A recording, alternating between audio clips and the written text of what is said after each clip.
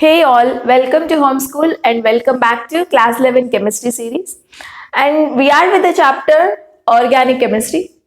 I have already covered so many concepts of this chapter. I am with electronic effects. There are 4 electronic effects: inductive effect, resonance effect, electromeric effect, and hyperconjugation effect. 3 effects are already over, and today's video I am dealing with hyperconjugation effect. So for the remaining 3 effects, video links are provided in the description. You can go and check it out if you have not yet watched. And coming back to this video where I'm talking about the most and hypothetical electronic effect, that is hyperconjugation effect. Okay, so this effect mainly used to talk about the stability of carbocations and stability of alkenes. So we use this particular effect in deciding stability of carbocations. So we have studied many things about carbocations, right? We have seen primary carbocation, secondary carbocation, and tertiary, where you must have come across the order tertiary carbocation is more stable than secondary is more stable than primary. So we are going to talk about the actual reason why tertiary is more stable than secondary and secondary is more stable than primary. Okay, fine. So this effect is helping us in deciding stability of carbocation mainly. Not only that, it also helps us in deciding the stability of alkenes, right? Okay, so what is the actual concept of hyperconjugation? It's very simple, guys. Try to understand carefully. It is nothing but delocalization of sigma electrons of CH bond of alkyl group. Okay, so which electrons are shifting their positions, which electrons are moving from one place to another? Sigma electrons of CH bond of alkyl group which is attached to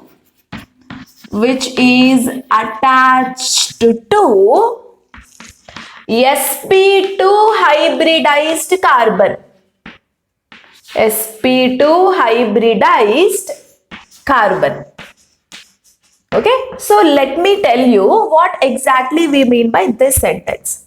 Okay, so suppose I have this particular molecule CH3 CH2 plus. This is a carbocation we have, and we have to decide the stability of this carbocation.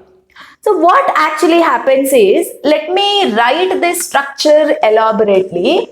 So this is how I can write the elaborate structure of this carbocation, right? So here this carbon has a hybridization sp2, and with respect to this carbon, I can call this carbon as alpha carbon. Let me call this as alpha carbon.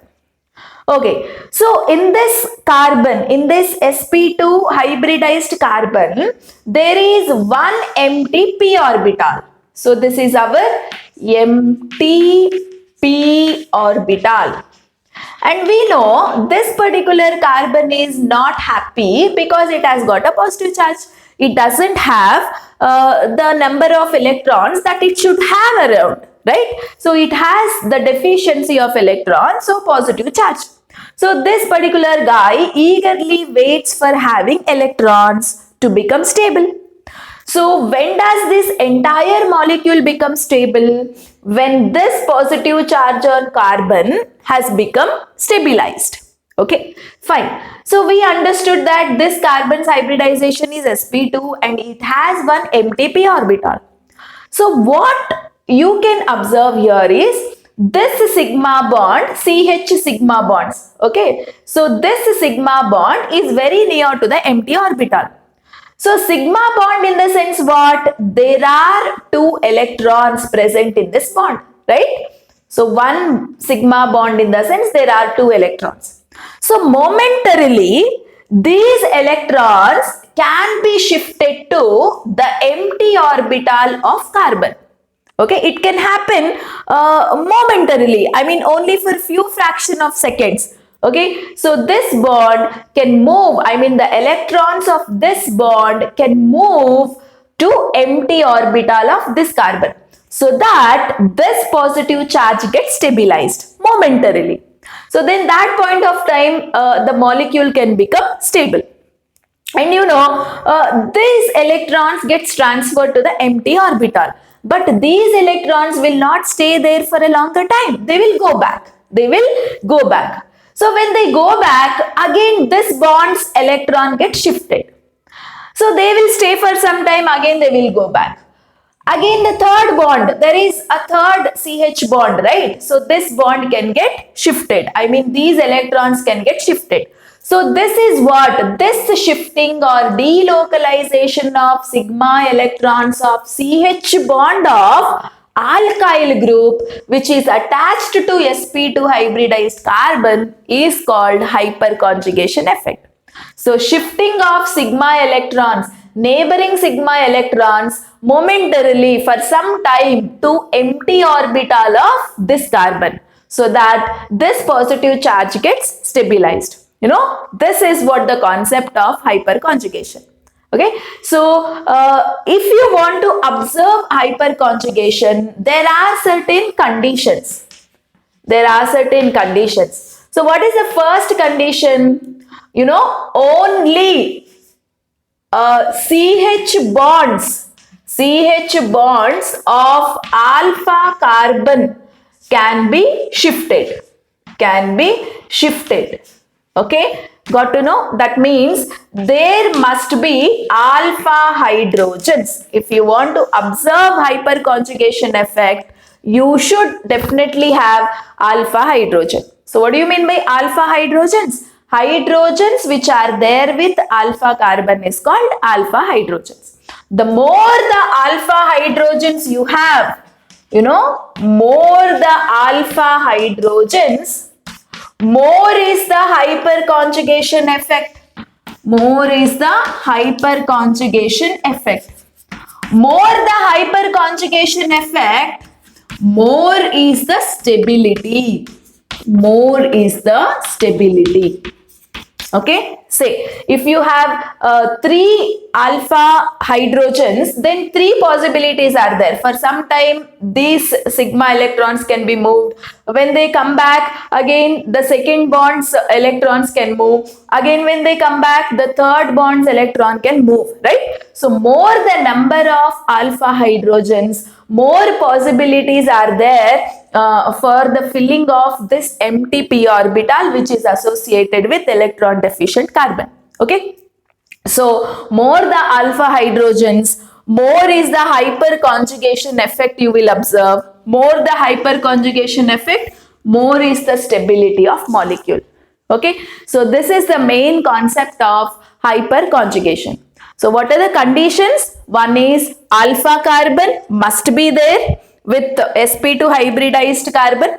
Okay, and that alpha carbon must have alpha hydrogens. Only then you will observe hyperconjugation effect.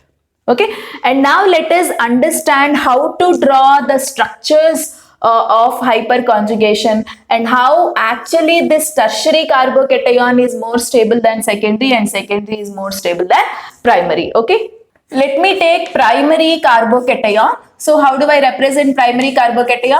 So you have one methyl group attached to CH2 plus. Okay, so how do I represent hyperconjugation structure? Momentarily, this bond can move here, right? Because this is the sigma electrons that is moving to empty orbital of carbon. So how do you show that? You will show the moment of bond here. Okay, so when a bond is moved here, what do you get in the next step?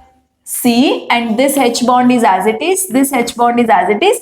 So you will represent no bond between carbon and this hydrogen, because where did the bond move? Bond moved here. so that positive charge on carbon got neutralized. Since bond is not there, this guy has lost electrons, you will show positive charge on hydrogen. Okay, so again what happens, this bond comes back, now this bond goes, right? So how do you show that? You will show H, this bond comes back to its hydrogen. Now there will not be any bond between this hydrogen. Okay, so there will be a double bond formed between CH2. Okay, so now in the next step, what do you get? Now the bond comes back to this hydrogen, this bond would move there to stabilize this carbon. Okay, so how do you represent this hydrogen as it is, this hydrogen as it is? Now this hydrogen will lose its bond, and here double bond is there, and this CH2 is as it is.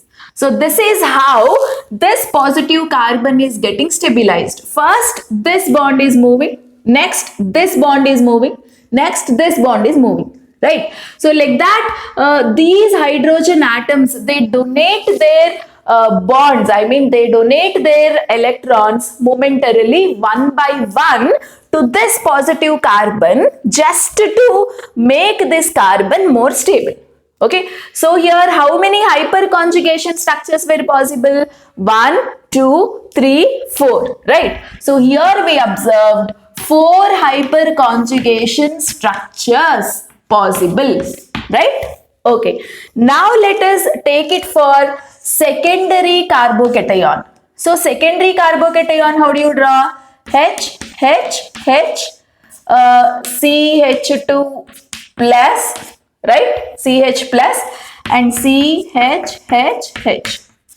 So here if you observe, you see here, this is our sp2 hybridized carbon. Okay, so the next carbon is this I can call it as alpha carbon. This carbon also becomes alpha. So how many alpha hydrogens are there? 1, 2, 3, 4, 5, 6. 6 alpha hydrogens are there, right? So 6 possibilities. See here you had 3 hydrogens, so one by one after the other, one after the other, they gave their bonds to this carbon. But here how many are there? 6 alpha hydrogens are there. So one after the other, first this hydrogen gives, right? So for example, I'll remove this bond and I'll put it here. What do you get? You get this hydrogen as it is, this hydrogen as it is, and here you have a plus charge. Here you will have a double bond. So positive charge is stabilized and these hydrogens are as it is. So in the next step, what happens? This bond comes back. Now this bond goes. Okay, so here you will not observe between this hydrogen and this carbon, you will not observe a bond. After that, what happens? This hydrogen donates this bond. Okay, so after that, what happens? You know, these hydrogens comes into picture. This hydrogen donates. Later, this bond comes here. Later, this bond comes here. Like that, 6 plus 1. You know how many hyperconjugation structures you will observe for secondary? You know, 7 hyperconjugation structures you will observe because, you know, 6 alpha hydrogens are there. So 6 different structures plus the original one. Okay, together 7 hyperconjugation structures are possible. Similarly, can you decide with tertiary carbocation that how many hyperconjugation structures are possible? So how do we write tertiary? C, H, H, H, another CH3, H, H, H, C, H, H, H, and a positive charge here. Okay, so you just observe here, this is 1 alpha carbon, this is 2nd alpha carbon, this is 3rd alpha carbon, and all these are alpha hydrogens. So all together how many alpha hydrogens are there? 1, 2, 3, 4, 5, 6, 7, 8, 9. So 9 alpha hydrogens are there in tertiary carbocation. So 9 hydrogens are there to donate their bonds to this fellow, this positive fellow, just to stabilize this. Okay, so 9 possibilities are there here. So how many hyperconjugation structures you will get? 9 plus this original structure. So altogether 10 hyperconjugation structures you will get, isn't it? So more the hyperconjugation structures, more is the stability. So you can practice how to draw this hyperconjugation structures in your book. Like I have shown it here, one after the other, one after the other. Their sigma bonds are donated and it becomes a double bond, right? Likewise, you can try it for this. I have shown one and you can show rest of them. I have shown no bond between this hydrogen. In the next step, you show no bond between this hydrogen. In the next step, you can show no bond between this hydrogen. Okay, after these three completed, later go for showing no bond between this carbon and hydrogen. Later, no bond between this carbon and hydrogen. Later, no bond between this carbon and hydrogen. Like that, if you draw 6 more structures you can draw, right? Likewise, you can do it for tertiary carbocation also. So what is our major concept? More the hyperconjugation structures, more is the stability, isn't it? So in case of tertiary, you had seen more hyperconjugation structures. So we say tertiary carbocation is more stable than secondary. Secondary is more stable than primary. Okay, so this is how, based on hyperconjugation effect, one can decide the stability of carbocations. And this hyperconjugation effect is also called as no bond resonance. So can you all guess why we call it as no bond resonance? Here sigma bonds are shifting and you can see whenever we write a structure, we don't put a bond between carbon and hydrogen. Whichever the sigma bond that has went for stabilizing positive charge on carbon, there we don't show any bond, right? So there is no bond between this carbon and hydrogen. Later I didn't show a bond between this carbon and hydrogen. So that's why you are not showing a bond between, carbon and hydrogen, right? So that is the reason you will call this as no bond resonance. Okay, so it is very much a hypothetical effect. It feels as though it is not real, but actually you need to understand that stability of carbocations can be only explained by hyperconjugation effect. Okay, fine. So this is how stability of carbocations we have explained, and I told you why actually tertiary carbocation is more stable than secondary. Secondary is more stable than primary. Likewise, I am also explaining you how to decide stability of alkenes based on hyperconjugation effect. See guys, if I have this particular alkene CH3, CH double bond CH2. So how do I say that this particular alkene is more stable? It is always by hyperconjugation effect. You can see hyperconjugation effect in this alkene. You see, this is sp2 hybridized carbon, right? So the very next carbon is sp3, right? And this is our alpha carbon. And moreover, this alpha carbon has got 3 alpha hydrogens here, right? So this has got 3 alpha hydrogen. So definitely you can observe hyperconjugation effect. So how do you show hyperconjugation effect here? Observe here.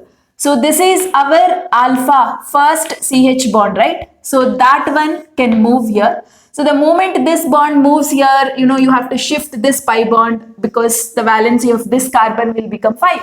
So this pi bond, where will it move? It moves there. So what do you get? In the next step, you will get, there is no bond here with plus sign, and this hydrogen as it is, this hydrogen as it is, and you have a double bond here, right? And there is a CH, and you have a single bond here, and CH2, on CH2 you have a minus charge, right? Okay, and in the next situation, how I can show, this pi bond comes back, now this bond goes there. Okay, so how do I show? So this bond comes back, this bond as it is, now this hydrogen becomes H plus. Okay, so that maintains double bond here, and that maintains that negative charge present on carbon atom. Okay, so now in the next step, what you can observe here is, now the bond comes back here, now this hydrogen donates its bond there. So what you will observe, this hydrogen as it is, and there is a bond, and here you will observe a positive charge on H plus. So resulting, the remaining molecule remains same.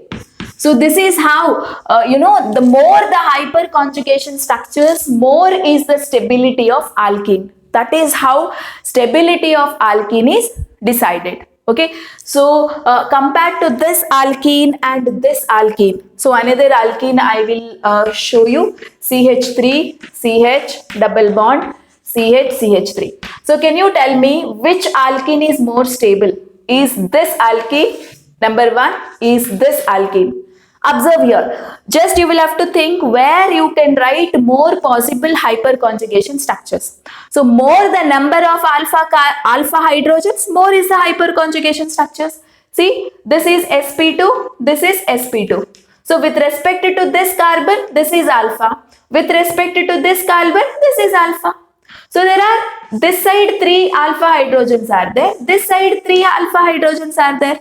Altogether 6 alpha hydrogens are there in this molecule, right? So 6 possible hyperconjugation structures you will get. So here how many you would got? 1, 2, 3. But here, since 6 alpha hydrogens are there, 6 possible structures you will get. Obviously, this particular alkene can be more stable. So this is how you can always decide which alkene is more stable. The alkene in which more alpha hydrogens are there, that alkene is always more stable according to hyperconjugation effect. Okay, so hope you are clear with hyperconjugation effect. This mainly helps us in deciding, in explaining stability of carbocations as well as stability of alkenes. Okay, and I again repeat conditions for hyperconjugation, right? Say there must have been one sp2 carbon. sp2 carbon will always have one empty p orbital because electrons must be shifted somewhere, right? Where they will shift if the p orbital is empty. So sp2 carbon definitely has p orbital empty. So sp2 hybridization you will find either for carbocation or you will find for double bond containing carbon. Okay, so to this carbon immediately there must be a carbon which has sp3 hybridization, and that must have hydrogens. Those hydrogens are called alpha hydrogens. That means there should be alpha carbon and there should be alpha hydrogens. Only then you will observe this hyperconjugation effect. Okay, if there are no alpha hydrogens, definitely you cannot observe hyperconjugation effect. Okay, alpha carbon and alpha hydrogens are must and should, right? Okay, so that's all about hyperconjugation, guys. With this, I have completed all the 4 electronic effects. They are very, very important to understand because it is, see, in this electronic effects, what you observed is movement of bonds. Because the bonds are moving in a molecule, you are observing a kind of polarity created, right? So you have observed few atoms carrying positive charge and few atoms carrying negative charge. So if you know that where exactly positive charge is there and where exactly negative charge is there, it's very easy to predict the reaction. Say, if this is the case, I can easily say that if some electrophile is there, it can attack this carbon because this carbon is negative. How this carbon is becoming negative? It is because of the hyperconjugation effect. Okay, so when you can understand these effects, you can able to predict the reactivity of organic molecules. So that is very, very, very important, right? Okay, so hope all the 4 effects are very clear for you. Say if you had got confidence on all the 4 effects, just post your opinion in the comment section so that I will come to know whether I have done justice for the topic or not. Okay, so thank you so much, guys, and I'll come up with many more concepts. Keep watching, keep learning, and do subscribe our channel to learn the concepts in the easiest way and in a detailed way. Thank you so much.